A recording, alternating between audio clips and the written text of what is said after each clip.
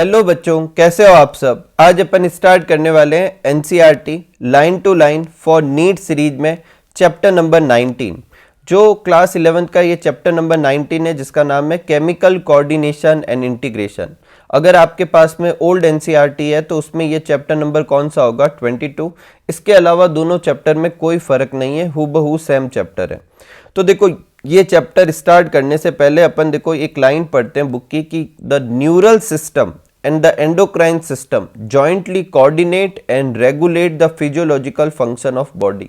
इसका क्या मतलब है कि अपनी बॉडी में कंट्रोल और कोऑर्डिनेशन कराने के लिए दो तरह के सिस्टम होते हैं। एक होता है नर्वस सिस्टम और एक क्या होता है, एंडोक्राइन सिस्टम। नर्वस सिस्टम जो होता है वो कंट्रोल इलेक्ट्रिकल सिग्नल के फॉर्म में करता है। किस फॉर्म में करता है, इलेक्ट्रिकल सिग्नल के फॉर्म में। जबकि एंडोक्राइन सिस्टम जो होता है वो हार्मोन सिक्रीट करता है। इसका मतलब वो कंट्रोल करने के लिए किसका इस्तेमाल करता है, केमिकल्स का। नर्वस सिस्टम जो होता है वो पॉइंट टू पॉइंट कंट्रोल होता है। मान लो ये कंट्रोल सेंटर है और ये तीन जगह जहां कंट्रोल करना है, तो यहाँ हर जगह तक एक अलग से पाथ होगा जिसे नर्व पाथ कहेंगे, और वहां पर पॉइंट टू पॉइंट कंट्रोल किया जाएगा। जबकि एंडोक्राइन सिस्टम में क्या होगा, जैसे मान लो ये कंट्रोल सेंटर है और यहाँ तीन जगह कंट्रोल जनरेट करना है या कंट्रोल सेंड करना है, तो ये जो है अपना कंट्रोल बोले तो केमिकल जो है वो ब्लड में रिलीज करेंगे और ब्लड मूव करता हुआ हर जगह जाएगा और इन ऑर्गन तक भी पहुंचेगा। तो यहाँ कोई पॉइंट टू पॉइंट कंट्रोल नहीं है।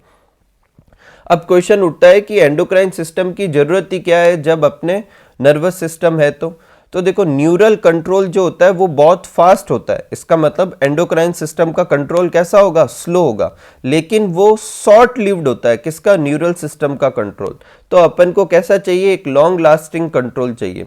इसका क्या मतलब है कि जो केमिकल कोऑर्डिनेशन या एंडोक्राइन सिस्टम से जो कंट्रोल होता है वो कैसा होता है, लॉन्ग लास्टिंग होता है। ठीक है, और साथ में ये याद रखना, लॉन्ग लास्टिंग तो होता है, ये अच्छी चीज है, लेकिन कैसा कंट्रोल होता है, स्लो कंट्रोल होता है।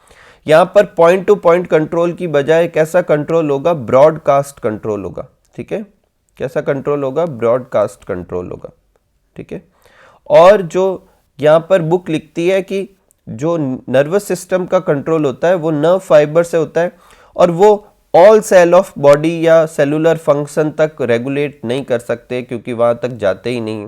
और ऐसा करने के लिए अपन को क्या चाहिए, एंडोक्राइन सिस्टम। मतलब ये क्या कर सकते हैं, सेलुलर रेगुलेशन भी कर सकते हैं। ठीक है, और बॉडी में हर पार्ट तक जा सकते हैं। तो यहाँ से अपना स्टार्ट होता है चैप्टर। तो सबसे पहला टॉपिक है अपनी बुक में एंडोक्राइन ग्लैंड और हार्मोन। तो सबसे पहले अपन इसे समझते हैं कि ग्लैंड क्या होती है। तो ग्लैंड बेसिकली क्या होती है, सेल या ग्रुप ऑफ सेल। ठीक है, अच्छे से समझे, एकदम बेसिक से समझा रहा हूं।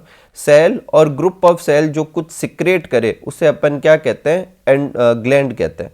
अब ये ग्लैंड दो तरह की हो सकती है, या तो एक्सोक्राइन ग्लैंड होगी या कैसी ग्लैंड होगी, एंडोक्राइन ग्लैंड होगी।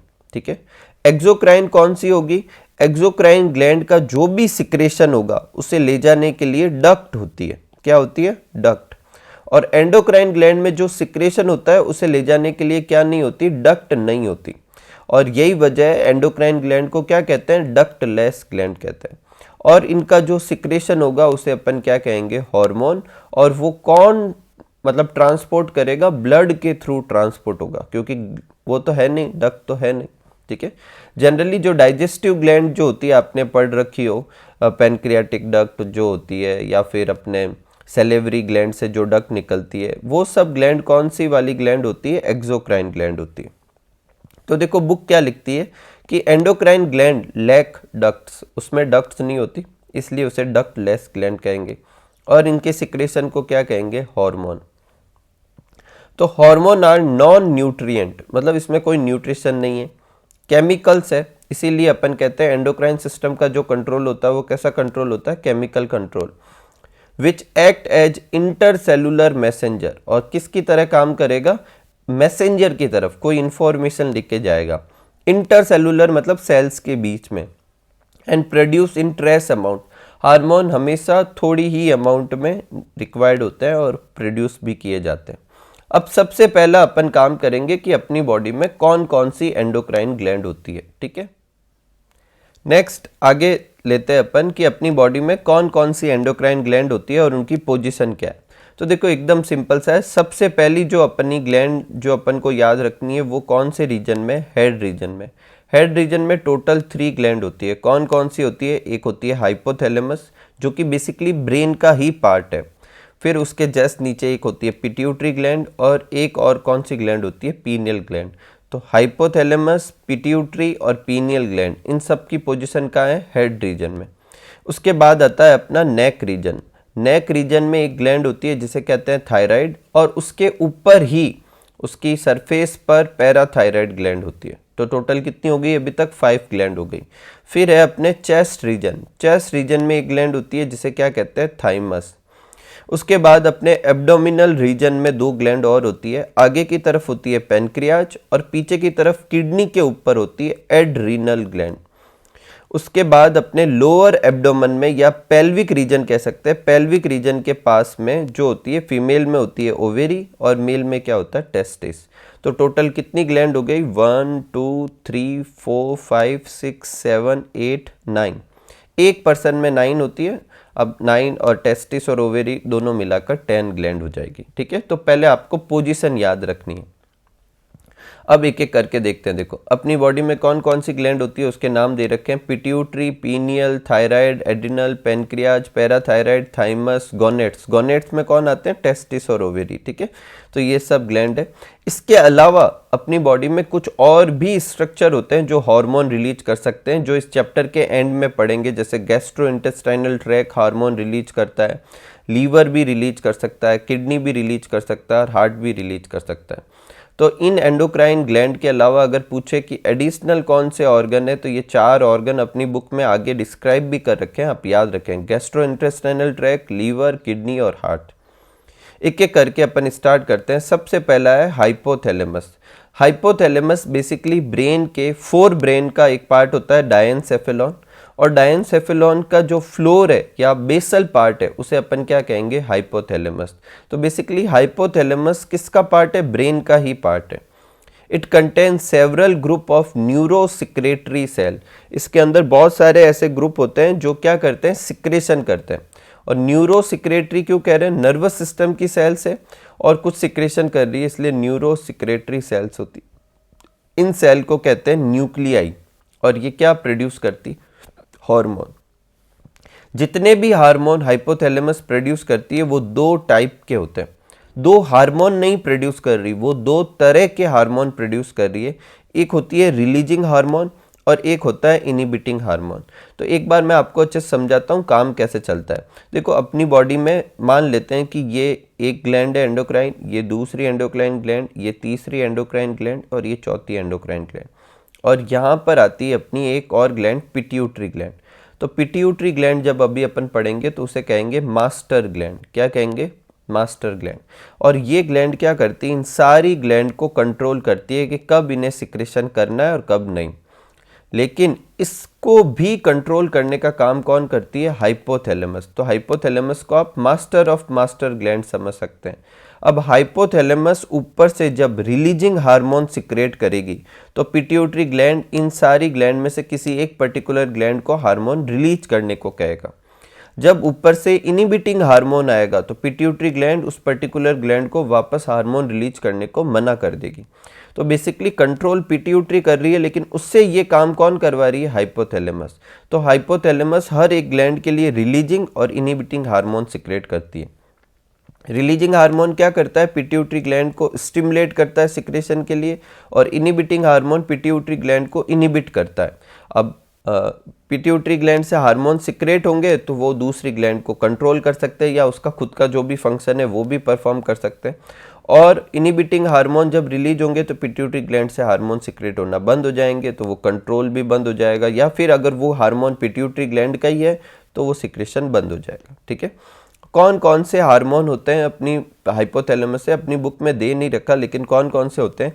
GHRH growth hormone, releasing hormone, growth hormone, inhibiting hormone. अब ग्रोथ हार्मोन सिक्रेट करती है कौन? पिट्यूटरी, तो उसके लिए रिलीजिंग हार्मोन और inhibiting hormone. Growth hormone inhibiting hormone को सोमेटोस्टेटिन भी कहते हैं। TRH thyrotropin releasing hormone. PRH prolactin releasing hormone, PIH prolactin inhibiting hormone, MSH melanocyte stimulating hormone, उसके आगे रिलीजिंग हार्मोन और inhibiting hormone, corticotropic releasing hormone, gonadotropin releasing hormone, जिसमें LHRH और FSHRH दो तरह के होते हैं। अगर इनमें से RH, IH, RH, IH ये हटा दूं तो जो पीछे नाम बचते हैं वो बेसिकली पिट्यूटरी ग्लैंड के नाम हो जाएंगे। Growth hormone, thyrotropin, prolactin, melanocyte stimulating, corticotropin, gonadotropin releasing hormone, LH, FSH ये किसके नाम हो जाएंगे? पिट्यूटरी ग्लैंड के नाम हो जाएंगे। अपनी बुक में किस किस के एग्जाम्पल दे रखे हैं? एक दे रखा है गोनेडोट्रोपिन रिलीजिंग हार्मोन GnRH, जो क्या करता है? पिट्यूटरी ग्लैंड को स्टिमुलेट करता है, रिलीज करता है गोनेडोट्रोपिन्स, जो कि कौन से होते हैं? FSH और RH। On other and somatostatin, जो अभी मैंने बताया था, कौन सा होता है? Growth hormone inhibiting hormone. ये क्या करता है? पिट्यूटरी ग्लैंड से ग्रोथ हार्मोन रिलीज करना इनिबिट करवाता है। These hormone reach the pituitary gland through a portal circulatory system। देखो जब सर्कुलेटरी सिस्टम पढ़ाते हैं तो उसमें एक पोर्टल सिस्टम पढ़ाते हैं। क्या पढ़ाते हैं? Portal system. तो अपनी ह्यूमन बॉडी में रीनल पोर्टल सिस्टम तो होता नहीं है, हिपेटिक पोर्टल सिस्टम होता है, और एक मैंने और पढ़ाया था हाइपोफाइसियल पोर्टल सिस्टम, जो किसके बीच में होता है? अपने किस किस के बीच में होता है? हाइपोथैलेमस और पिट्यूटरी ग्लैंड के बीच में।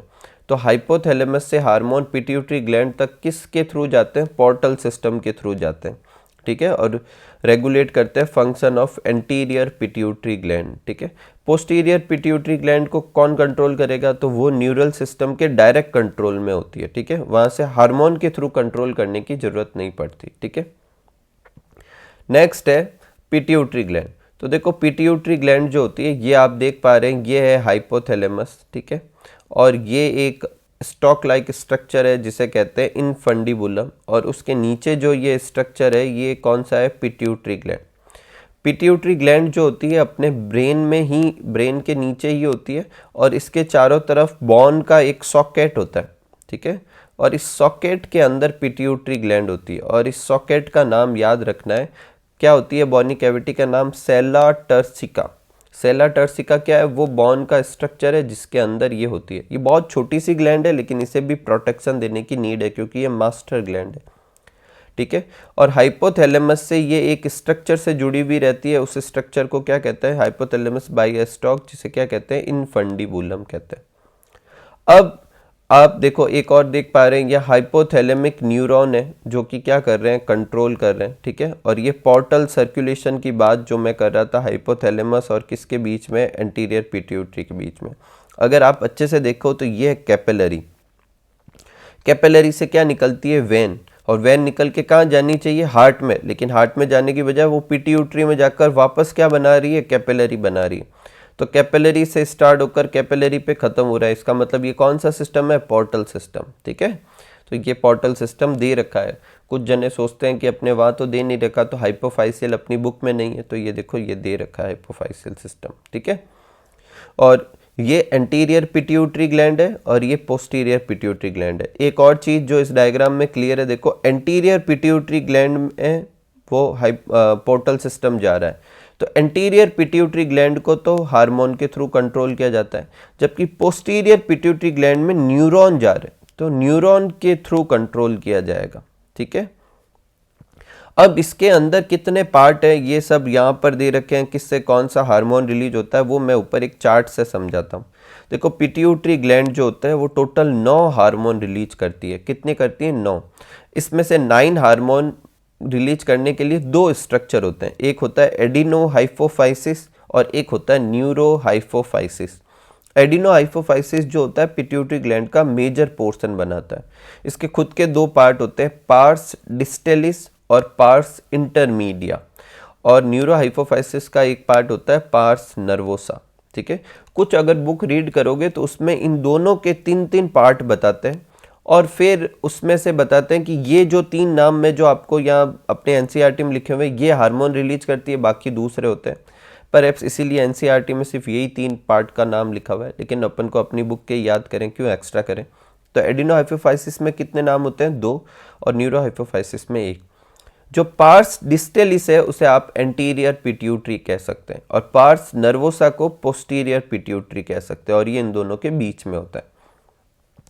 एंटीरियर पिट्यूटरी जो होती है वो सबसे ज़्यादा हार्मोन रिलीज करती है, growth hormone, prolactin hormone, thyroid stimulating hormone, adenocorticotropic hormone, luteinizing hormone और फॉलिकल स्टिमुलेटिंग हार्मोन, और ये MSH मिलेनोसाइट स्टिमुलेटिंग हार्मोन। जब अभी अपन ने हाइपोथैलेमस पढ़ा था तो सिर्फ इनके लिए रिलीजिंग और इनहिबिटिंग हार्मोन थे, याद करो। इन दो हार्मोन के लिए नहीं था। क्यों नहीं था? क्योंकि ये मैंने क्या बोला था कि पोस्टीरियर पिट्यूटरी जो होती है वो न्यूरल कंट्रोल में होती है और ये हार्मोनल कंट्रोल में होती है, ठीक है। अब पोस्टीरियर पिट्यूटरी से कौन कौन से रिलीज होता है? ऑक्सीटोसिन और वैसोप्रेसिन। एक चीज़ और बता देता हूँ, MSH जो होता है वो इंटरमीडिया से रिलीज होता है, इसीलिए इसे इंटरमीडियन हार्मोन भी कहते हैं। तो टोटल कितने हार्मोन है? 9 हार्मोन है, याद रखिएगा। यहाँ पर फुल फॉर्म दे रखी है, GH क्या होता है? ग्रोथ हार्मोन, PRL क्या होता है? Prolactin, thyroid stimulating hormone, TSH adenocorticotropic hormone, ACTH luteinizing hormone, LH follicle stimulating hormone, FSH melanocyte stimulating hormone, MSH और ऑक्सीटोसिन और वैसोप्रेसिन। यहाँ पर फिर लिखा हुआ देखो, ऑक्सीटोसिन और वैसोप्रेसिन जो होता है वो एक्चुअली कहाँ सिंथेसाइज हो रहे हैं? वो यहाँ पर बन रहे हैं और इसके थ्रू यहाँ पर क्या किए जा रहे हैं? रिलीज किए जा रहे हैं।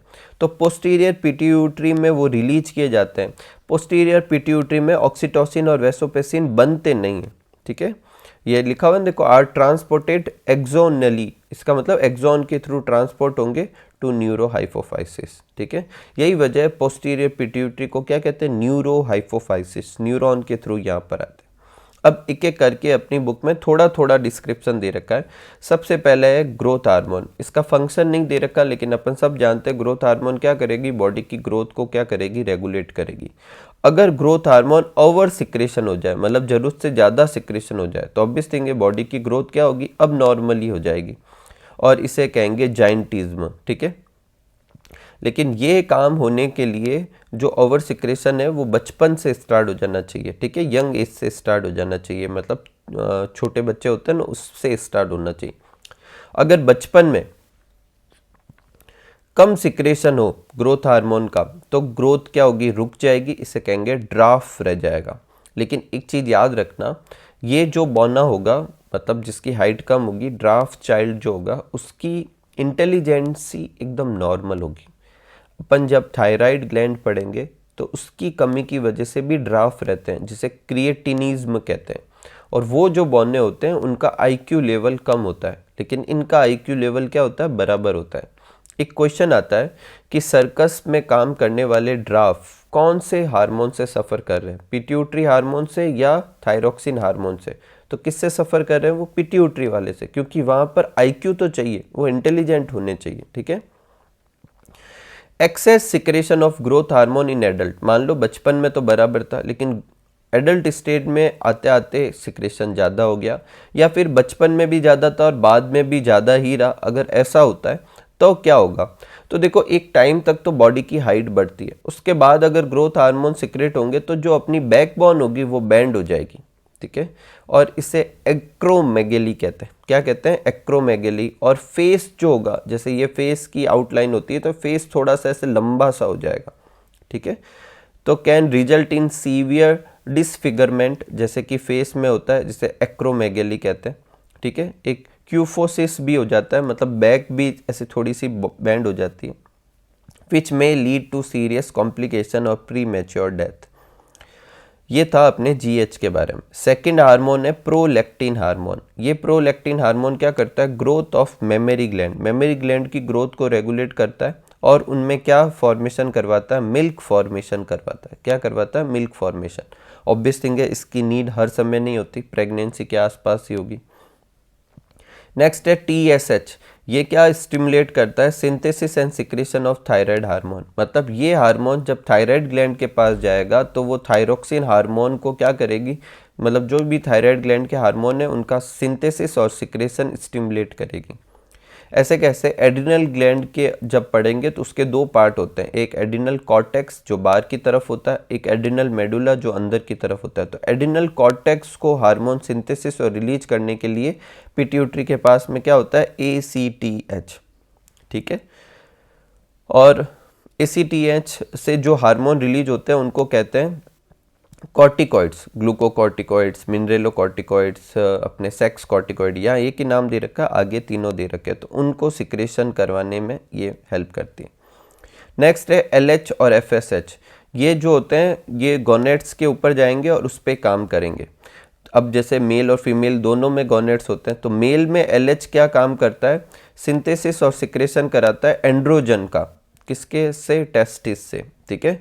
और मेल में FSH क्या करता है, जो स्पर्मेटोजेनेसिस जो होता है उसको रेगुलेट करता है।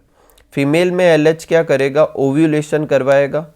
और ओव्यूलेशन में देखो फीमेल के अंदर बहुत सारी फॉलिकल्स होती है और सबसे मैच्योर फॉलिकल जो होती है उसे कहते हैं ग्राफियन फॉलिकल। उसमें से जब ओवम सेकेंडरी oocyte स्टेज में बाहर निकल जाएगा तो जो पीछे बचेगा उसे कहते हैं कॉर्पस लूटियम, ठीक है। तो LH जो होता है वो ओव्यूलेशन करवाने का काम करता है और जो पीछे कॉर्पस लूटियम बनेगा उसे बनाए रखने का भी काम करता है, और कॉर्पस लूटियम बाद में प्रोजेस्टेरोन हार्मोन रिलीज करवाता है, ठीक है। और FSH क्या कराता है, फॉलिकल्स का डेवलपमेंट करवाएगा। नेक्स्ट है MSH, तो ये होती है मिलेनोसाइट स्टिमुलेटिंग हार्मोन। अब मिलेनोसाइट क्या होती है, ये मिलेनिन कंटेनिंग सेल होती है। मिलेनिन क्या होती है, अपनी स्किन का जो कलर होता है ब्राउन, ब्लैक, लाइट ब्राउन जो भी है, वो मिलेनिन की वजह से सन रेज से भी प्रोटेक्शन देता है। तो कितना मिलेनिन इकट्ठा करना है उसको स्टिमुलेट करने का काम करता है। नेक्स्ट है ऑक्सीटोसिन और वेसोप्रेसिन, जो कि कहाँ से रिलीज हुए थे, अपने पोस्टीरियर पिट्यूटरी से रिलीज हुए थे। तो ऑक्सीटोसिन जो होती है वो अपनी बॉडी की स्मूथ मसल्स को कंट्रोल करती है, उनमें कॉन्ट्रैक्शन करवाती है।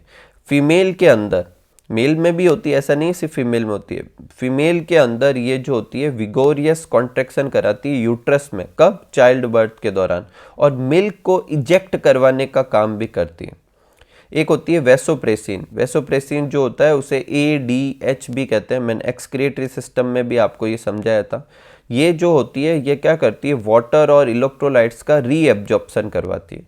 इसका मतलब जब वेसोप्रेसिन सिक्रेट होगा तो यूरिन में वाटर कम जाएगा, लेकिन अगर ये ना सिक्रेट हो तो यूरिन में ज़्यादा वाटर निकलेगा, इसका मतलब ज़्यादा यूरिन बनेगा, ठीक है। तो वेसोप्रेसिन रिड्यूस करती है loss of water through urine, जिसे कहते हैं डाईयूरेसिस, ठीक है। अगर यूरिन में पानी ज़्यादा हो तो उसे कहते हैं डाईयूरेसिस, ये उसका उल्टा करवाती है, मतलब उसमें कम पानी रखवाती है, बॉडी में एब्जॉर्ब करवा देती है, यही वजह इसे एंटी डाईयूरेटिक हार्मोन कहते हैं, ठीक है। और अगर ADH की कमी हो जाए तो क्या होगा, यूरिन में बहुत ज़्यादा पानी और मिनरल्स का लॉस होगा, जिसे क्या कहते हैं, डायबिटीज इंसिपिडस, ठीक है। एक डायबिटीज होती है जिसमें यूरिन में शुगर निकलता है, एक ये है डायबिटीज इंसिपिडस, ठीक है। नेक्स्ट ग्लैंड लेते हैं अपन, जो कि है पीनियल ग्लैंड। देखो पीनियल ग्लैंड भी कौन से रीजन में होती है, हेड रीजन में होती है, located on the dorsal side of fore brain, fore brain के डॉर्सल साइड में होती है। और ये एक हार्मोन रिलीज करती है जिसे कहते हैं मिलेटोनिन, ठीक है। मिलेटोनिन जो होता है उसकी वजह से पीनियल ग्लैंड को अपनी बॉडी की क्लॉक भी कहते हैं। अगर बोले कि biological clock of our body कौन सी ग्लैंड है, तो वो कौन सी ग्लैंड होती है, पीनियल ग्लैंड होती है, ठीक है। मिलेटोनिन क्या करता है, अपनी बॉडी का 24 आवर डाईयूरिनल रिदम बना के रखता है, कब डे है कब नाइट है, नाइट के अंदर अपन थोड़ा स्लीपी सा फील करते हैं, ये सब कंट्रोल कौन करता है, पीनियल ग्लैंड कंट्रोल करती है। स्लीप वेकअप साइकिल कंट्रोल करती है, बॉडी टेम्परेचर कंट्रोल करती है। फीमेल्स के अंदर ये मेंस्ट्रुएशन साइकिल, मतलब वो मंथली साइकिल जो चलता है, एक्चुअल में ये क्लॉक के जैसे काम करती है, तो वो भी ये कंट्रोल करती है। अपनी डिफेंस कैपेबिलिटी को भी ये कंट्रोल करती है और मेटाबॉलिज्म को क्या करती है, इन्फ्लुएंस करती है, ठीक है। मिलेटोनिन, एक चीज और याद रखना आप, मैं यहाँ लिख देता हूँ, मिलेटोनिन जो होता है वो डार्क में ज़्यादा रिलीज होता है, ठीक है। तो अगर रात को सोते समय अपन अंधेरा करके सोते हैं, ऐसे नेचुरली रात में अंधेरा होता है, लेकिन अगर लाइटिंग ऑफ करके सोए तो मिलेटोनिन थोड़ा और ज़्यादा सिक्रेट होता है और स्लीप और आसानी से आती है, ठीक है। नेक्स्ट है, और एक और चीज़ मैं बताता हूँ, जब तक मिलेटोनिन बहुत ज़्यादा अमाउंट में रिलीज होता है तो गोनेट्स काम नहीं करते, ठीक है। और यही वजह है कि स्टार्टिंग में प्यूबर्टी से पहले मिलेटोनिन का सिक्रेशन थोड़ा ज़्यादा होता है और वो गोनेट्स को सप्रेस करके रखता है ताकि बॉडी को अपने बाकी ऑर्गन को डेवलप करने का क्या मिले, टाइम मिले, ठीक है। नेक्स्ट है थायराइड ग्लैंड। देखो थायराइड ग्लैंड जो होती है, अगर आपको पूछे लार्जेस्ट एंडोक्राइन ग्लैंड कौन सी होती है तो वो कौन सी होती है, थायराइड ग्लैंड होती है, ठीक है। Largest endocrine gland. अगर लार्जेस्ट ग्लैंड पूछे तो वो लीवर होती है और वो एक्सोक्राइन नेचर की भी होती है, ठीक है। अब जो थायराइड जो होती है वो बेसिकली आप इस डायग्राम में देख पाएंगे, ये अपना वोकल बॉक्स है और नीचे अपने क्या है, ट्रैकिया। तो उसके दोनों तरफ दो लोब है और ये दो लोब वाला स्ट्रक्चर क्या कहलाता है, butterfly like structure, H shape like structure, जो भी आप समझे वो क्या कहलाएगा, थायराइड कहलाएगा। तो थायराइड की ये जो दो लोब है ये आपस में जुड़े हुए रहते हैं बीच में एक जंक्शन से, और इसको कहते हैं इस्थेमस। ये कनेक्टिव टिश्यू का फ्लैप है जो दोनों लोब को क्या करके रखता है, कंट्रोल करके रखता है। अगर मैं थायराइड ग्लैंड का डॉर्सल साइड देखूं तो डॉर्सल साइड पे देखो चार ऐसे बटन लाइक स्ट्रक्चर दिखते हैं और ये चारों बटन लाइक स्ट्रक्चर कहलाते हैं पैराथायराइड ग्लैंड। कौन सी है, पैराथायराइड ग्लैंड। मैन आपको याद क्या रखना है, थायराइड ग्लैंड की डॉर्सल साइड में पैराथायराइड ग्लैंड होती है, ठीक है। अब अपन वापस थायराइड पे मूव करते हैं। तो थायराइड में दो लोब होती है, दोनों आपस में इस्तेमस से जुड़ी हुई रहती है। अब अपनी बुक में लिखा हुआ है कि थायराइड ग्लैंड के अंदर बहुत सारी फॉलिकल्स होती है, स्ट्रोमा टिश्यू होता है, फॉलिकल सेल्स होती है, फिर हार्मोन। तो इन सबको समझाने के लिए ये देखो डायग्राम। देखो थायराइड ग्लैंड का जब डायग्राम देखते हैं अंदर की तरफ से तो उसमें ऐसे बहुत सारी फॉलिकल्स दिखती है, ठीक है। और बीच बीच में जो मतलब उसके अलावा जो है उसे क्या कहेंगे, स्ट्रोमा। यही यहाँ पर लिखा हुआ था कि फॉलिकल्स होती है और स्ट्रोमल टिश्यू होता है, ठीक है। अब ये जो फॉलिकल्स जो होती है इसकी जो बाउंड्री होती है उसकी सेल को फॉलिक्यूलर सेल्स कहते हैं। और फॉलिक्यूलर सेल जो होती है ये कौन से नेचर की होती है, एंडोक्राइन नेचर की, और सिक्रेट करती है, क्या सिक्रेट करती है, T3 और T4। T3 का पूरा नाम है ट्राई आयोडोथायरोनाइन और T4 का नाम है टेट्रा आयोडोथायरोनाइन, ठीक है। ये दोनों आयोडीनेटेड जो होते हैं हार्मोन होते हैं। इसके अलावा ये जो स्ट्रक्चर है, इन स्ट्रक्चर के अलावा बीच बीच में देखो आपको कुछ ग्रुप ऑफ सेल और दिख रही है, इन्हें कहते हैं पैरा फॉलिक्यूलर सेल, इसे सी सेल भी कहते हैं। और ये कैल्सीटोनिन सिक्रेट करती है, क्या सिक्रेट करती है, कैल्सीटोनिन। इसका मतलब थायराइड ग्लैंड से टोटल कितने हार्मोन रिलीज होते हैं, 3 हार्मोन, T3, T4, T4 को अपन थायरोक्सिन भी कहते हैं, और कैल्सीटोनिन, ये सारे सिक्रेट होते हैं, ठीक है। T3 और T4 के नाम से ही क्लियर हो गया। टेट्रा आयोडोथायरोनाइन मतलब इसे बनने के लिए 4 एटम चाहिएंगे आयोडीन के, ट्राई आयोडोथायरोनिन मतलब 3 चाहिएंगे। यही वजह है कि थायरोक्सिन हार्मोन को बनाने के लिए क्या चाहिए होता है, आयोडीन चाहिए होता है। तो iodine is essential for the normal rate of hormone synthesis in thyroid gland. अगर आयोडीन की डेफिशिएंसी हो जाएगी तो थायराइड ग्लैंड कम हार्मोन बनाएगी, बोले तो क्या हो जाएगा, हाइपोथायरोडिज्म। हाइपो मतलब कम, हाइपर मतलब ज़्यादा। और ऐसे केस में नेक रीजन में स्वेलिंग दिखती है, उसे क्या कहते हैं, गॉइटर कहते हैं। क्या कहते हैं, गॉइटर। तो गॉइटर होने का कारण क्या है कि डेफिशिएंसी हो जाती है किसकी, आयोडीन की डाइट में। हाइपोथायरॉयडिज्म अगर प्रेगनेंसी के दौरान हो तो इससे बच्चे का जो भी मतलब एम्ब्रियो या फिटस डेवलप हो रहा है उसकी डेवलपमेंट में प्रॉब्लम हो सकती है, उसके मैच्योरेशन में प्रॉब्लम हो सकती है, उसका आईक्यू लेवल बहुत कम होगा, उसकी ग्रोथ बहुत रुक जाएगी। ऐसे ड्राफ्ट को कहते हैं क्रिएटिनिज्म, अभी मैंने समझाया था। लेकिन इनका मेंटल आईक्यू जो होगा वो बहुत ही कम होगा। लो इंटेलिजेंट क्वेश्चन, ठीक है। अब नॉर्मल स्किन होगी, डीफ म्यूटिज्म होगा। डीफ म्यूटिज्म मतलब डीफ का मतलब क्या होगा, उसे सुनाई नहीं देगा, म्यूटिज्म मतलब वो बोल भी नहीं पाएगा, ठीक है, गूंगा बहरा होगा, ठीक है। इन एडल्ट वुमन अगर हाइपोथायरॉयडिज्म हो, मतलब एक वुमन मतलब मैच्योर हो चुकी है, मतलब उसकी एज हो चुकी है 16, 17, 18, 19, 20 साल हो चुकी है, उसके बाद अगर उसकी थायराइड ग्लैंड कम सिक्रेशन करने लगती है तो उसका मेंस्ट्रुअल साइकिल जो है वो डिस्टर्ब हो सकता है। तो जिनके भी मेंस्ट्रुअल साइकिल डिस्टर्ब होते हैं डॉक्टर उनको थायराइड ग्लैंड का चेकअप भी करवाते हैं, ठीक है। तो बिकम इरेगुलर। नेक्स्ट है हाइपरथायरॉयडिज्म। हाइपरथायरॉयडिज्म क्या होता है, अगर थायराइड ग्लैंड से हार्मोन ज़्यादा सिक्रेट हो तब क्या होगा, तो वो भी एडवर्स ही इफेक्ट डालेगा। उसमें एक टर्म आती है एक्सोप्थेल्मिक गॉइटर। या मैं क्लियर कर देता हूँ, गॉइटर और एक्सोप्थेल्मिक गॉइटर दोनों अलग अलग चीज़ें हैं। पहले मैं बताता हूँ दोनों में कॉमन क्या है। दोनों में ही नेक रीजन में क्या होगी, स्वेलिंग आएगी, दोनों में ही, ठीक है। लेकिन ये किसकी वजह से होता है, आयोडीन की कमी की वजह से होता है, और हाइपोथायरॉयडिज्म होगा, मतलब थायराइड ग्लैंड कम हार्मोन बना पाएगी। ये हाइपरथायरॉयडिज्म का केस है, इसका मतलब थायराइड ग्लैंड ज़्यादा हार्मोन बनाती है। अब बाहर से भी पता कर सकते हैं, जिनको एक्सोप्थेल्मिक गॉइटर होता है उनके नेक में तो स्वेलिंग होती है, उनकी जो आई बॉल होती है वो ऐसे लगता है कि कोई घूर रहा है, मतलब बड़ी बड़ी सी आई बॉल होती है। आप अपनी आई बॉल को ऐसे बहुत इनलार्ज करके देखिए तो उनका जनरल ऑब्जर्वेशन वैसा ही रहेगा। यही वजह है, देखो नाम क्या आ रहा है, एक्सोप्थेल्मिक, मतलब आई बॉल बाहर की तरफ ऐसे होगी, ठीक है। देखो यहाँ लिखा हुआ है ना, प्रोट्रूशन ऑफ आई बॉल्स, ठीक है। और थायराइड ग्लैंड में इनलार्जमेंट तो होगा ही, मतलब वो जो गले में जो स्वेलिंग होती है वो तो होगी। ऑब्वियस थिंग है, जो थायराइड ग्लैंड के फंक्शन होते हैं उसकी वजह से बेसल मेटाबॉलिक वेट जो होगा वो क्या होगा, इंक्रीज हो जाएगा, वेट लॉस होने लगेगा। ऐसी बीमारी को ग्रेव डिजीज भी कहते हैं, ठीक है। अब एक बार देखते हैं, ये अपन को पहले पढ़ना चाहिए लेकिन एनसीईआरटी में या पीछे से लिखा हुआ है, थायरोक्सिन हार्मोन के कारण मतलब वो फंक्शन क्या क्या है। तो बेसिक मेटाबॉलिज्म रेट क्या करती है, रेगुलेट करती है, support the process of RBC formation, maintenance of the water and electrolyte, ठीक है। एक और हार्मोन होता है, लिखती है, जो अपन ने शुरू में ही पढ़ा था, कैल्सिटोनिन, जिसे थायरोकैल्सिटोनिन भी कहते हैं। ये कौन सिक्रेट करती है, पैरा फॉलिकुलर सेल सिक्रेट करती है, और ये ब्लड में कैल्शियम के लेवल को क्या करती है, रेगुलेट करती है। एक्चुअल में ब्लड में कैल्शियम का लेवल रेगुलेट करने के लिए दो हार्मोन होते हैं, एक होते हैं थायरोकैल्सिटोनिन और एक होता है पैराथायरॉयड हार्मोन, जो अभी अपना अगला टॉपिक है। ये दोनों मिलकर ब्लड में कैल्शियम के लेवल को क्या करती है, रेगुलेट करती है, ठीक है।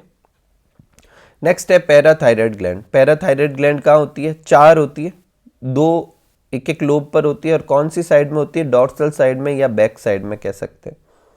ये एक हार्मोन सिक्रेट करती है जो पेप्टाइड नेचर का होता है। देखो नेचर अपनी इस चैप्टर में सबसे लास्ट में हर हार्मोन का नेचर दे रखा है, आप याद रखें कौन सा हार्मोन पेप्टाइड नेचर का है, प्रोटीन नेचर का है, या फिर एमिनो एसिड डेरिवेटिव है, या फिर वो स्टीरॉइड्स है, या आयोडीनेटेड सॉल्ट है। वैसे बीच बीच में हर हार्मोन के आगे लिखा हुआ है, लेकिन बाद में एक साथ वापस भी लिखा हुआ है, अच्छे से याद रखें।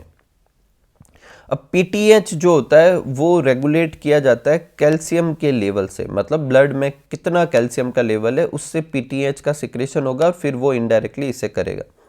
ध्यान से सुनना, जब भी पीटीएच हार्मोन रिलीज होता है, PTH increase the calcium level in blood. PTH जो है वो बेसिकली हाइपर कैल्शियमिक हार्मोन है। कैसा हार्मोन है, हाइपर कैल्शियमिक हार्मोन है। मतलब ये क्या करता है, ब्लड में, किसमें, ब्लड में कैल्शियम के लेवल को क्या करता है, बढ़ाता है। जबकि कैल्सिटोनिन, कैल्सिटोनिन जो हार्मोन जो होता है वो बेसिकली एकदम उल्टा करता है, और वो क्या करता है, हाइपोकैल्शियमिक हार्मोन होता है। क्या होता है, हाइपोकैल्शियमिक हार्मोन होता है। वो ब्लड में कैल्शियम को क्या करता है, घटाता है। यही वजह पीटीएच को क्या कहते हैं, एंटी कैल्सिटोनिन, मतलब कैल्सिटोनिन का जस्ट उल्टा करेगा। अब आप इसे अच्छे से समझे, देखो अपनी बॉडी में जो बोन जो होती है वो कैल्शियम का बैंक जैसा है, ठीक है। मतलब अपनी बॉडी में बोन पे कैल्शियम डिपॉजिट रहता है, और ये मान लेते हैं ब्लड, ठीक है। तो अगर ब्लड में कैल्शियम ज़्यादा होता है तो कैल्सिटोनिन आता है, और यहाँ से इसको एब्जॉर्ब करवा के कहाँ पर इकट्ठा करवा देता है, बोन पर इकट्ठा करवा देता है। इससे ब्लड में कैल्शियम का लेवल घट जाएगा।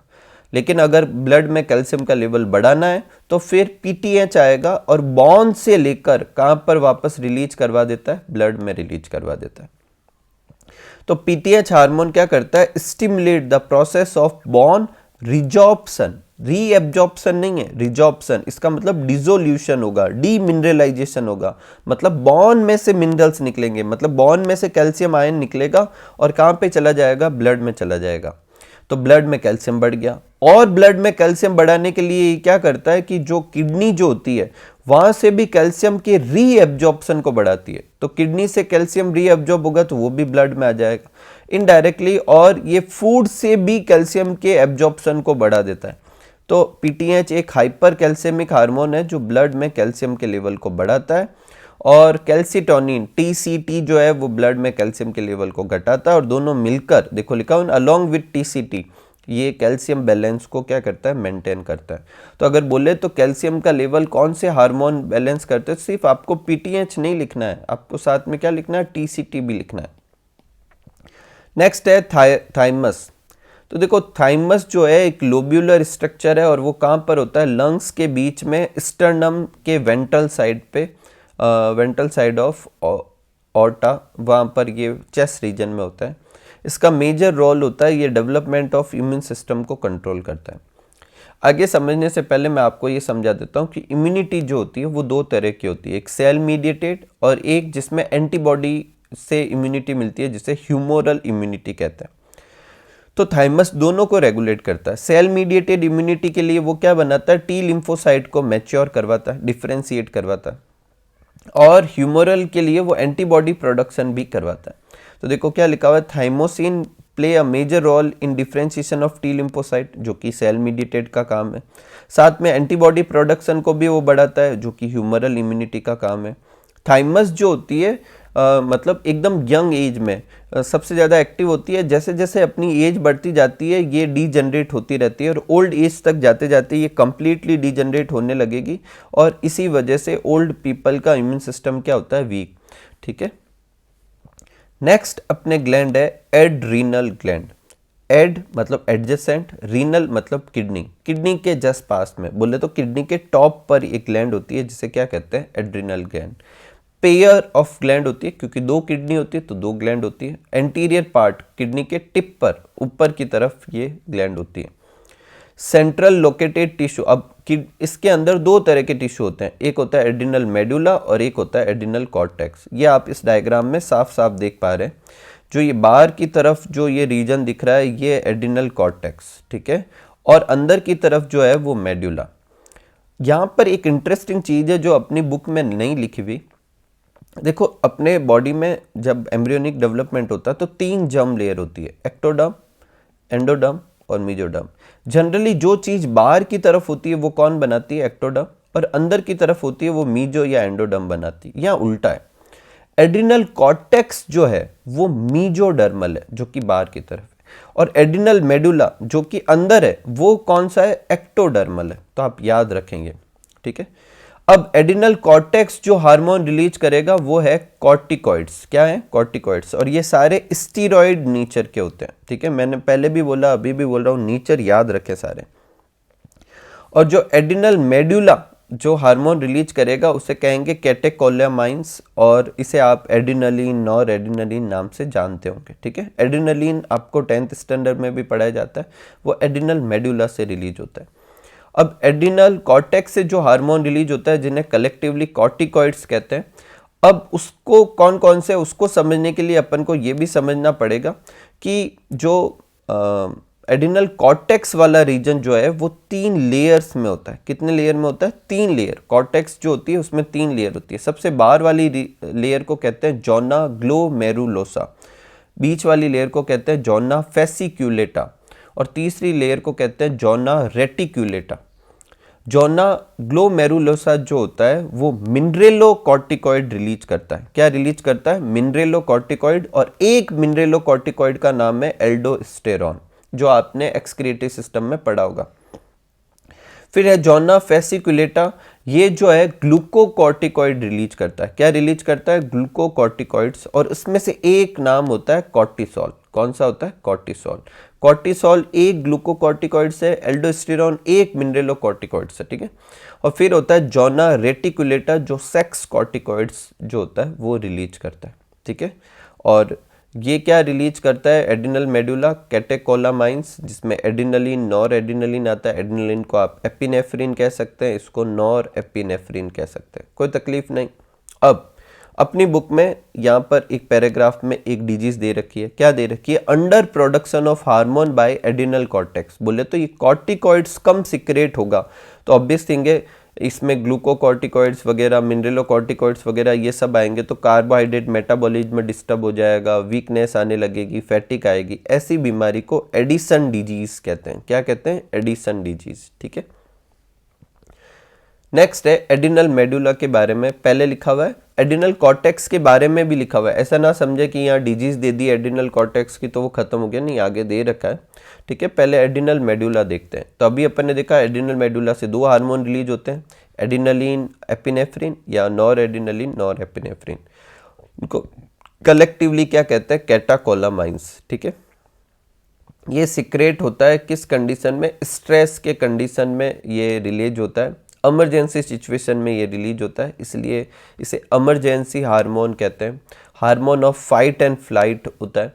अब जब ये हार्मोन रिलीज होगा तो अपनी बॉडी फुल पोटेंशियल से काम करेगी, मतलब अलर्टनेस इंक्रीज हो जाएगी, प्यूपल जो हो जाएगा वो डायलेट हो जाएगा, अपने जो बॉडी के हेयर जो होते हैं वो खड़े हो जाते हैं। इस टर्म को कहते हैं पाइलो इरेक्शन। क्या कहते हैं? Pilo erection. स्वेटिंग जो होती है वो थोड़ी ज़्यादा होने लगती है, जिससे मतलब पोर्स सारे खुल जाते हैं, चैनल्स। ठीक है, साथ में हार्ट बीट बढ़ जाती है, हार्ट का कॉन्ट्रैक्शन की स्ट्रेंथ बढ़ जाती है, मतलब डेप्थ बढ़ जाती है, मतलब हार्ट बीट तेज होगी, साथ में वो बीट की इंटेंसिटी भी बढ़ जाएगी, रेट ऑफ रेस्पिरेशन बढ़ जाएगी, ग्लाइकोजन का ब्रेकडाउन बढ़ जाएगा, जिससे ब्लड में क्या होगा? ग्लूकोज ज़्यादा बढ़ जाएगा ताकि एनर्जी की कमी ना हो। लिपिड और प्रोटीन का भी ब्रेकडाउन स्टार्ट हो जाएगा, मतलब ग्लूकोज कम नहीं होना चाहिए और अपनी बॉडी फुल पोटेंशियल से काम करेगी और इमरजेंसी सिचुएशन का सामना कर सकती है। ठीक है, नेक्स्ट है एडिनल कॉर्टेक्स। एडिनल कॉर्टेक्स जो होता है उसमें अभी अपन ने पढ़ा था 3 लेयर होती है, जोना रेटिकुलेटा, जोना फेसिकुलेटा, जोना ग्लोमेरुलसा। ठीक है, अब इनसे जो भी हार्मोन रिलीज होते हैं उनको अपन कलेक्टिवली क्या कहते हैं? कॉर्टिकॉइड्स। अभी बताया था ग्लूकोकॉर्टिकॉइड्स जिसमें से एक है कॉर्टिसोल, मिनरलोकॉर्टिकॉइड्स जिसमें एक है एल्डोस्टेरॉन, सेक्स कॉर्टिकॉइड। ग्लूकोकॉर्टिकॉइड जो होता है वो कार्बोहाइड्रेट मेटाबॉलिज्म को कंट्रोल करता है। मिनरलोकॉर्टिकॉइड जो होता है वो मिनरल्स वाटर के बैलेंस को बनाने का काम करता है। सेक्स कॉर्टिकॉइड के फॉर्म में चाहे मेल हो चाहे फीमेल, दोनों में हल्की सी अमाउंट पे टेस्टोस्टेरोन जैसा हार्मोन रिलीज होता है और वो क्या करवाता है? हेयर बनवाता है। जैसे प्यूबिक एरिया में हेयर हो गया, फेशियल हेयर हो गया, एक्साइल हेयर हो गया, तो अपनी बॉडी की कुछ सर्टेन जगह पर हेयर इसकी वजह से आते हैं। फीमेल में भी उन पर्टिकुलर जगह पर क्या होते हैं? हेयर होते हैं जो प्यूबर्टी के बाद में आते हैं। अगर किसी फीमेल में सेक्स कॉर्टिकॉइड ज़्यादा रिलीज होने लगता है तो उसे एक डिजीज होती है, अपने बुक में नहीं दे रखी, जिसे कहते हैं एड्रिनल विरलिज्म, और उस केस में उनमें फेशियल हेयर और ज़्यादा भी आ सकते हैं। ठीक है, यहाँ पर कॉर्टिकॉइड्स में देखो अपनी बुक में ऊपर ग्लूकोकॉर्टिकॉइड, मिनरलोकॉर्टिकॉइड दे रखा है, सेक्स कॉर्टिकॉइड नाम से नहीं, यहाँ पे सबसे लास्ट में देखो दे रखा है small amount of androgenic steroid. क्या कह रहा है? एंड्रोजेनिक स्टेरॉइड रिलीज होते हैं एडिनल कॉर्टेक्स से, जो ये सब हेयर बनवाता है। अब ग्लूकोकॉर्टिकॉइड, मिनरलोकॉर्टिकॉइड पे वापस जाते हैं। ग्लूकोकॉर्टिकॉइड जो होते हैं ग्लूकोनियोजेनेसिस को स्टिमुलेट करता है। ग्लूकोनियोजेनेसिस, ग्लूको मतलब ग्लूकोज बनाना, नियोजेनेसिस मतलब नए तरीके से बनाना। अब नए तरीके से क्या मतलब है? जनरली ग्लूकोज कार्बोहाइड्रेट से बनता है। किससे बनता है? कार्बोहाइड्रेट सोर्स से। लेकिन जब जरूरत पड़े तो बॉडी प्रोटीन या एमिनो एसिड और लिपिड इनसे भी ग्लूकोज बना सकती है। तो अगर प्रोटीन, एमिनो एसिड या कोई भी नॉन कार्बोहाइड्रेट सोर्स से ग्लूकोज बनता है तो उसे कहते हैं ग्लूकोनियोजेनेसिस। इसका मतलब इसके लिए लिपिड को तोड़ना पड़ेगा, लाइपोलाइसिस, या प्रोटीन को तोड़ना पड़ेगा, प्रोटियोलाइसिस। साथ में ध्यान से अच्छे से समझना, inhibit cellular uptake and utilization of amino acid. Cell जो एमिनो एसिड अंदर ले रही है उसे ये रोक देगा। ऐसा क्यों? ताकि ब्रेक डाउन करवा पाए एमिनो एसिड का और क्या बनवा पाए? ग्लूकोज बना पाए। कॉर्टिसोल जो होता है वो एक ग्लूकोकॉर्टिकॉइड ही है और ये क्या करता है? कार्डियोवेस्कुलर एक्टिविटी को क्या करता है? हैंडल करता है, किडनी के फंक्शन को भी हैंडल करता है। प्रोड्यूस एंटी इन्फ्लामेटरी रिएक्शन और इम्यून सिस्टम को सप्रेस करेगा। इन्फ्लामेटरी क्या होता है? एलर्जिक रिएक्शंस जो होती है उनके अगेंस्ट में काम करता है और साथ में इम्यून सिस्टम को थोड़ा सप्रेस भी करता है। कॉर्टिसोल जो होता है स्टिमुलेट द आरबीसी प्रोडक्शन, ये आरबीसी प्रोडक्शन को क्या करता है? स्टिमुलेट करता है। एल्डोस्टेरॉन जो कि मिनरलोकॉर्टिकॉइड का एक है, तो मिनरल्स के लिए होगा, ये स्टिमुलेट करता है reabsorption of Na+ water, excretion K+ और फॉस्फेट आयन, ये मैंने आपको नेफ्रॉन में पढ़ाया था, ये क्या काम करता है, कंडीशनल रीअब्जॉर्प्शन करवाता है। और इलेक्ट्रोलाइट्स और बॉडी फ्लूइड के वॉल्यूम को, यूरिन में कितना मिनरल जाएगा, वो सब भी ये रेगुलेट करता है। ठीक है, तो ये अपनी कौन सी ग्लैंड थी, एड्रिनल ग्लैंड थी। नेक्स्ट अपन लेते हैं पेनक्रियाज। तो देखो पेनक्रियाज जो होती है वो एक कंपोजिट ग्लैंड होती है। देखो मैंने आपको दो तरह की ग्लैंड पढ़ाई थी चैप्टर के स्टार्ट में, एक एक्सोक्राइन और एक क्या होती है, एंडोक्राइन। पेनक्रियाज दोनों होती है। इसको समझने के लिए अपन ये डायग्राम समझते हैं। देखो पेनक्रियाज के अंदर दो तरह के स्ट्रक्चर होते हैं। एक ऐसे सेल का कलेक्शन होता है, आइसोलेट्स ऑफ लैंगरहैंस कहते हैं जिसे, और उसके चारों तरफ पेनक्रियाटिक, ये जो स्ट्रक्चर दिख रहा है उसे कहते हैं पेनक्रियाटिक एसिनी। अब पेनक्रियाटिक एसिनी जो होती है वो बेसिकली एक्सोक्राइन पार्ट है और पेनक्रियाटिक जूस सिक्रेट करेगी। क्या सिक्रेट करेगी, पेनक्रियाटिक जूस। और इनसे वो पेनक्रियाटिक जूस बाहर ले जाने के लिए इसके अंदर क्या होती है, एक डक्ट होती है जिसे क्या कहते हैं, पेनक्रियाटिक डक्ट। उस हिसाब से पेनक्रियाज एक एक्सोक्राइन ग्लैंड है।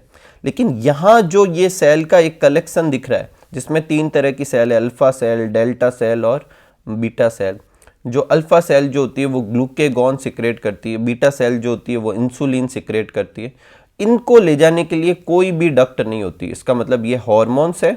और ये वाला पार्ट पेनक्रियाज का कौन सा पार्ट हो जाएगा, एंडोक्राइन पार्ट होगा। क्योंकि पेनक्रियाज में दोनों ही है, एक्सोक्राइन भी है, एंडोक्राइन भी है, इसलिए पेनक्रियाज कैसी ग्लैंड है, मिक्स ग्लैंड है, कंपोजिट ग्लैंड है, कंपाउंड ग्लैंड है, कुछ भी समझ सकते हैं।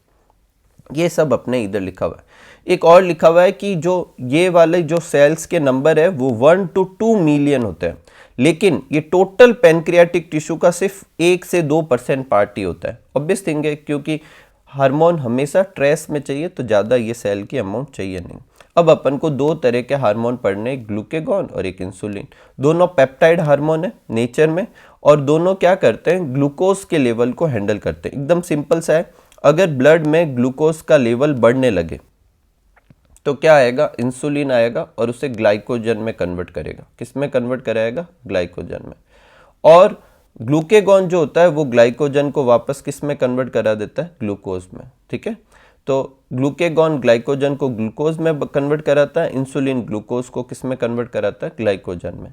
अगर इंसुलिन की कमी हो जाए तो ग्लूकोज ग्लूकोज के फॉर्म में ही रहेगी, फिर वो यूरिन के साथ बाहर निकलने लगेगी। डायबिटीज मेलिटस करके डिजीज होती है। ठीक है, ग्लूकेगॉन जो होता है वो ब्लड में शुगर के लेवल को बढ़ाता है, इसलिए एक हाइपर ग्लाइसेमिक हार्मोन है।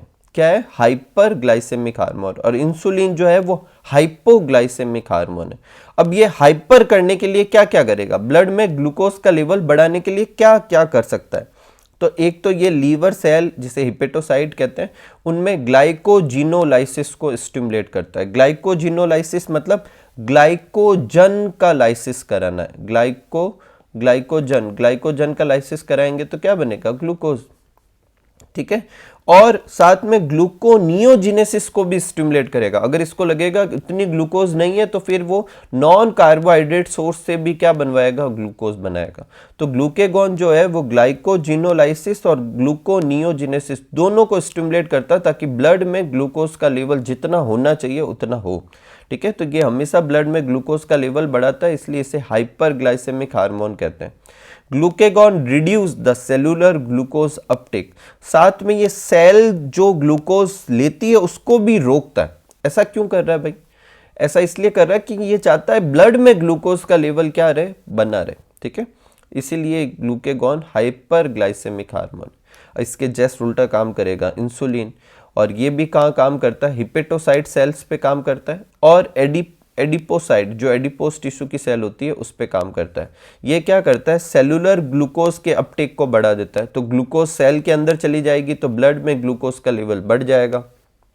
साथ में ये क्या कर सकता है कि ग्लूकोज से ग्लाइकोजन बनवा सकता है, जिसे कहते हैं ग्लाइकोजिनेसिस। क्या कहेंगे, ग्लाइकोजिनेसिस। और इससे शुगर या ग्लूकोज का लेवल घटेगा, इसलिए एक हाइपोग्लाइसेमिक हार्मोन है। यहाँ पर तीन वर्ड आए, एक है ग्लाइकोजिनोलाइसिस, एक है ग्लूकोनियोजिनेसिस और एक है ग्लाइकोजिनेसिस।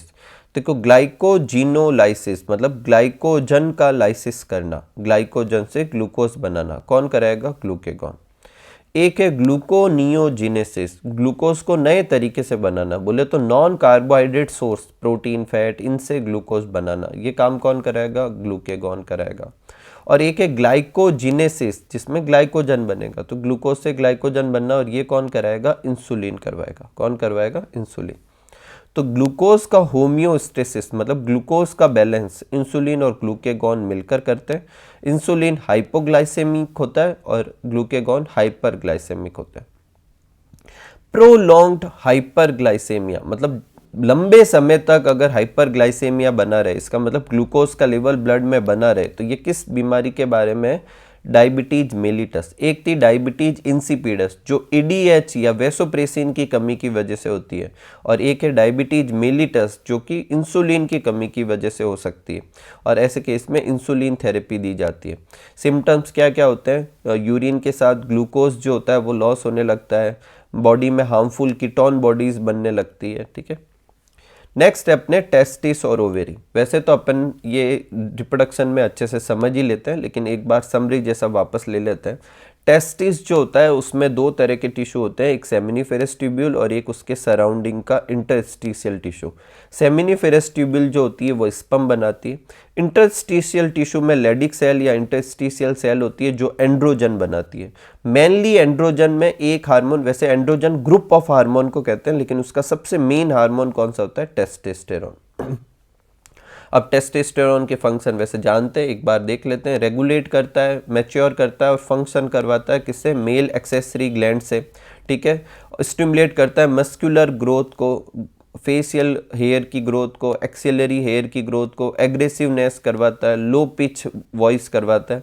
फीमेल की जो वॉइस होती है वो हाई पिच होती है, मेल की क्या होती है, लो पिच होती है। Stimulatory role in the process of spermatogenesis, spermatogenesis को क्या कराता है, मतलब प्रमोट करवाता है। जो लिबिडो होता है मतलब मेल का सेक्सुअल बिहेवियर जो होता है फीमेल के टूवर्ड्स में, वो मतलब ये कंट्रोल करता है। Produce anabolic effect on protein मतलब प्रोटीन सिंथेसिस करवाने में हेल्प करता है। कार्बोहाइड्रेट मेटाबॉलिज्म को भी कंट्रोल करता है, ठीक है। नेक्स्ट है ओवेरी। सेम जैसे टेस्टिस है वैसे वैसे ओवेरी में भी दो तरह के स्ट्रक्चर होते हैं, एक ओवेरियन फॉलिकल और एक उसके चारों तरफ का। अब ओवेरियन फॉलिकल जो होता है उसको ग्रो करवाने, ग्रोइंग जो फॉलिकल्स जो होगी वो एस्ट्रोजन रिलीज करती है। क्या रिलीज करती है, एस्ट्रोजन। जब ये फॉलिकल ग्रो करते करते सबसे मैच्योर फॉलिकल हो जाएगी, जिसे अपन ग्राफियन फॉलिकल कहते हैं, तो वो सेकेंडरी oocyte के फॉर्म में ओवम रिलीज कर देती है, और पीछे जो हिस्सा बचेगा उसे कहेंगे कॉर्पस लूटियम। क्या कहेंगे, कॉर्पस लूटियम। और कॉर्पस लूटियम जो होती है वो क्या सिक्रेट करवाती है, प्रोजेस्टेरॉन सिक्रेट करवाती है। तो एस्ट्रोजन कौन रिलीज करती है, ग्रोइंग फॉलिकल्स। प्रोजेस्टेरॉन कौन रिलीज करवाती है, कॉर्पस लूटियम। अब पहले एस्ट्रोजन के फंक्शन देखते हैं। एस्ट्रोजन जो होता है वो wide range of action perform करता है, जैसे कि female sex secondary sex organ को डेवलप करवाता है, वो ओवेरियन फॉलिकल को डेवलप करवाता है, फीमेल सेकेंडरी सेक्स करेक्टर जैसे high pitch, volume, breast development वगैरह ये सब कराता है, मेमोरी ग्लैंड का डेवलपमेंट करवाता है। एस्ट्रोजन जो होता है फीमेल का सेक्सुअल बिहेवियर भी कंट्रोल करता है। प्रोजेस्टेरॉन क्या करता है, ये मेनली प्रेगनेंसी से रिलेटेड हार्मोन होता है, प्रेगनेंसी सपोर्ट करवाता है। साथ में जो मेमोरी ग्लैंड के अंदर एल्वियोलाई होती है जहाँ पर मिल्क स्टोर किया जाता है, उसको फॉर्मेशन को स्टिमुलेट करवाता है, कुछ हद तक ये मिल्क सिक्रेशन भी करवाता है, ठीक है। ये अपने जो भी एंडोक्राइन ग्लैंड थी वो सारी हो गई। अब इसके अलावा भी बॉडी में कुछ और एंडोक्राइन स्ट्रक्चर होते हैं। कौन कौन सा होता है, हार्ट, किडनी और गैस्ट्रो इंटेस्टाइनल ट्रैक्ट। लीवर भी होता है, लेकिन लीवर का यहाँ पे दे नहीं रखा आपने, ठीक है। हालांकि आगे दे रखा था कि लीवर भी एंडोक्राइन ग्लैंड की तरह कुछ सिक्रेशन करवा सकता है। तो hormone are secreted by some tissue which are not endocrine gland. ये एंडोक्राइन ग्लैंड नहीं है, लेकिन ये भी सिक्रेट करता है। एक एक करके करते हैं। हार्ट की जो एट्रियल वॉल होती है उससे एक पेप्टाइड हार्मोन रिलीज होता है जिसे कहते हैं एट्रियल नेट्रियूरेटिक फैक्टर ANF, और ये ब्लड प्रेशर को क्या करवा सकता है, घटा सकता है, ठीक है। और घटाने के लिए क्या करता है, ब्लड वेसल्स को डायलेट भी करवा देता है। नेक्स्ट है, अपने एक्सक्रिएटरी सिस्टम में पढ़ा था, जक्स्ट्रा ग्लोमेरुलर एपरेटस होता है, वहाँ पर एक हार्मोन और रिलीज होता है, पेप्टाइड हार्मोन होता है जिसे कहते हैं इरिथ्रोपोइटिन। ये इरिथ्रोपोइसिस को क्या करता है, स्टिमुलेट। इरिथ्रोपोइसिस बोले तो आरबीसी बनाने का काम जो होता है उसको स्टिमुलेट करवाता है। गैस्ट्रोइंटेस्टाइनल ट्रैक्ट जो होता है वो 4 तरीके के हार्मोन रिलीज करवाता है, गैस्ट्रीन, सिक्रेटिन, कोलियोसिस्टोकाइनिन और गैस्ट्रिक इनिबिटरी पेप्टाइड। एक एक करके इनिबिटरी पेप्टाइड एक एक करके देखते हैं। गैस्ट्रीन हार्मोन जो होता है वो गैस्ट्रिक ग्लैंड से गैस्ट्रिक जूस के सिक्रेशन को स्टिमुलेट करता है, और इसके जस्ट उल्टा काम करता है गैस्ट्रिक इनिबिटरी पेप्टाइड, जो क्या करता है, इनिबिट कराता है गैस्ट्रिक सिक्रेशन को। पीछे बच्चे दो, सिक्रेटिन और कोलियोसिस्टोकाइनिन, जिसे सीसीके कहते हैं। सिक्रेटिन क्या करता है, पेनक्रियाज के एक्सोक्राइन पार्ट को क्या करता है, स्टिमुलेट करता है, जिससे वाटर, बाइकार्बोनेट आयन वगैरह ये सिक्रेट होते हैं। और सीसीके जो होता है वो पेनक्रियाज और गॉल ब्लैडर दोनों को स्टिमुलेट करता है, ताकि वो दोनों एंजाइम या जूस जो है वो सिक्रेट करें। इसके अलावा एनसीईआरटी लिखती है कि बहुत सारे नॉन एंडोक्राइन टिश्यू और भी हार्मोन सिक्रेट करते हैं, जैसे ग्रोथ फैक्टर कहते हैं, ये बॉडी के डिफरेंट टिश्यू की ग्रोथ और रिपेयर के लिए जरूरी होते हैं। अब आता है चैप्टर का सबसे लास्ट टॉपिक, जो कि है मैकेनिज्म ऑफ हार्मोन। इसे समझने के लिए ये समझना जरूरी है कि बॉडी जो हार्मोन रिलीज करती है वो किस में करती है, ब्लड में रिलीज करती है। किस में करती है, ब्लड में। तो वो ब्लड में हर जगह सब टिश्यू के पास जाएगा, तो वो एक पर्टिकुलर टारगेट पर ही क्यों काम करेगा, तो उसका आंसर है कि हर टारगेट टिश्यू के ऊपर हार्मोन के लिए क्या होते हैं, रिसेप्टर होते हैं। तो जहाँ रिसेप्टर होंगे वहीं वो हार्मोन क्या करेगा, काम करेगा। अब ये रिसेप्टर प्रोटीन नेचर के होते हैं, मैंने यहाँ लिख दिया। 2 तरह के रिसेप्टर होते हैं, या तो वो बाहर होंगे तो मेम्ब्रेन बाउंड रिसेप्टर, अगर अंदर है तो इंट्रासेलुलर रिसेप्टर। और इंट्रासेलुलर अक्सर कौन से होते हैं, न्यूक्लियर रिसेप्टर भी होते हैं। एक बार जब हार्मोन इन रिसेप्टर पे बाइंड करता है तो हार्मोन रिसेप्टर कॉम्प्लेक्स बनाता है, और फिर वो किसको कंट्रोल करता है, ट्रांसक्रिप्शन, ट्रांसलेशन बोले तो प्रोटीन सिंथेसिस को कंट्रोल करता है, और वो प्रोटीन ही फिर अपनी बॉडी का फंक्शन कंट्रोल करता है। ठीक है, इस तरीके से ये चलता है। अब आगे बढ़ने से पहले अपन को केमिकल नेचर याद रखने, तो मेरे पास इसका एक सिंपल सा तरीका है। देखो 4 तरीके के केमिकल नेचर अपनी बुक में दे रखे हैं। एमिनो एसिड डेरिवेटिव, इसका एक ही नाम दे रखा है, एपिनेफ्रिन या एड्रेनलिन। आयोडोथायरोनिन थायराइड हार्मोन होता है। स्टीरॉइड, कॉर्टिसोल, टेस्टोस्टेरोन, एस्ट्राडियोल, ये एस्ट्रोजन का ही नाम है, प्रोजेस्टेरोन, ये सब। इसके अलावा, इन हार्मोन के अलावा जो भी हार्मोन होगा वो सारे ऊपर वाले नेचर में, पेप्टाइड, पॉलीपेप्टाइड या प्रोटीन नेचर का होगा। ठीक है, अब स्टीरॉइड और आयोडोथायरोनिन जो नेचर के होते हैं वो वाटर सॉल्यूबल होते हैं, और वाटर सॉल्यूबल है इसका मतलब ये सेल के अंदर भी जा सकते हैं। इसका मतलब इनके रिसेप्टर कैसे होंगे, इंट्रासेलुलर। और पेप्टाइड वगैरह ये जो होते हैं वो लिपिड सॉल्यूबल होते हैं, तो लिपिड पे ही चिपक जाते हैं, बोले तो act on membrane bound receptor. ठीक है, अब 2 तरह के रिसेप्टर दोनों का देखते हैं। तो पहला है ऐसे हार्मोन जो मेम्ब्रेन बाउंड रिसेप्टर पर काम करते हैं, जो कि ऑब्वियस थिंग है, protein, peptide, amino acid derivative होते हैं। ये सेल के अंदर एंटर नहीं करते, ये क्या करते हैं, जैसे ये हार्मोन है, ये सेल की मेम्ब्रेन पर क्या किया, बाइंड किया, और फिर वहाँ से एक रेस्पॉन्स देता है, और उस रेस्पॉन्स के थ्रू सेकेंडरी मैसेंजर जनरेट होता है। सेकेंडरी मैसेंजर कौन कौन से होते हैं, cyclic adenosine, monophosphate, calcium ion, IP3, ये सब होते हैं। और फिर वो बायोकेमिकल रेस्पॉन्स कराएंगे। बायोकेमिकल रेस्पॉन्स का क्या मतलब है, वही पहले ट्रांसक्रिप्शन, फिर ट्रांसलेशन, और फिर क्या कराएंगे, प्रोटीन सिंथेसिस कराएंगे, और वो प्रोटीन क्या करेगा, फिजियोलॉजिकल रेस्पॉन्स को कंट्रोल करेगा।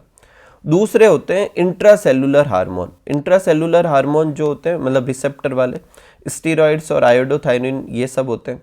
ये हार्मोन क्या करते हैं कि सेल मेम्ब्रेन के अंदर जाएंगे और वहाँ पर किसी रिसेप्टर के साथ जुड़ेंगे। बाद में काम तो वही करना है, पहले mRNA बनाना है, प्रोटीन बनाना और फिजियोलॉजिकल रेस्पॉन्स करना है। ठीक है, तो ये अपना इसके साथ ये चैप्टर जो होता है वो अपना पूरा होता है। उम्मीद करूँगा कि ये चैप्टर आपको बहुत अच्छे से क्लियर हुआ होगा। मिलते हैं अगले वीडियो में, तब तक आप सब लोग खूब सारा हार्डवर्क कीजिए, खूब खुश रहिए, खूब मस्त रहिए। Thank you for watching.